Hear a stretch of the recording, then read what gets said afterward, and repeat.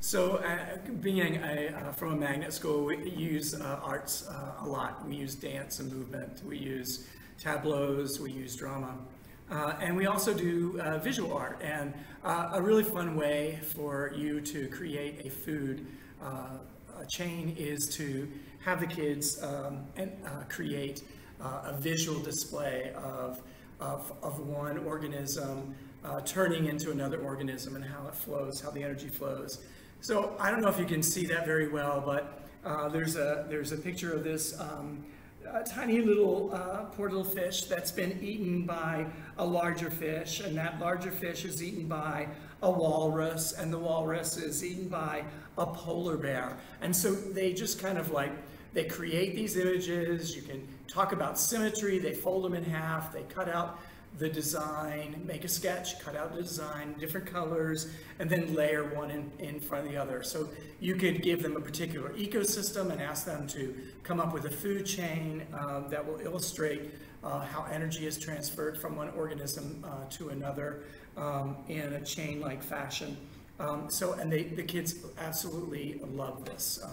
And the little kids walking by my classroom will just stand there for minutes, like trying to determine who is being eaten by what. So that's a great way for you to make a food chain. Another thing that I have done is I've gotten solo cups. I've written names, the kids write names of different organisms and then put those cups or styrofoam cups on top of another so that you have like this chain of organisms and how the energy flows from one organism to another.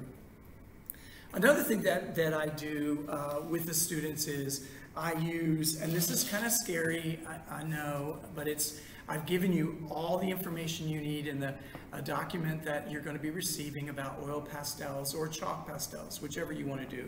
We've given you a box of oil pastels. So just like Mary Elizabeth talked about, that observation is really key. So we'll go outside, we'll just sit there for a while and observe our playground area and what organisms, abiotic and biotic factors do they see in this ecosystem. And then we come back and we talk about that. Then I give them, I show them, I give a Promethean slides, and I show them, and it's all here for you to show, different pastel paintings. They're drawings, but because we're working in large strokes of color, we call those a painting. And so we look at these paintings already done by these artists, and we observe, and what do we see, and they start listing things, and then we classify them as biotic or abiotic factors.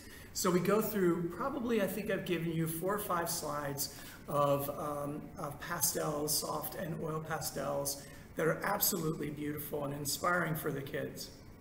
So then they can choose, what I do is I have them choose an ecosystem, and I let them do either I will give them photos to look at of an ecosystem, or I will have them do research on an ecosystem in a safe way, and then they start to get a piece of paper, and they get a square sheet of paper, and of course I know you know how to create a square, and I wouldn't have them fold it, but I would have them fold a piece of paper, cut that off so that you have an absolute square piece that they'll be working from. Copy that down because you don't want that crease on your painting.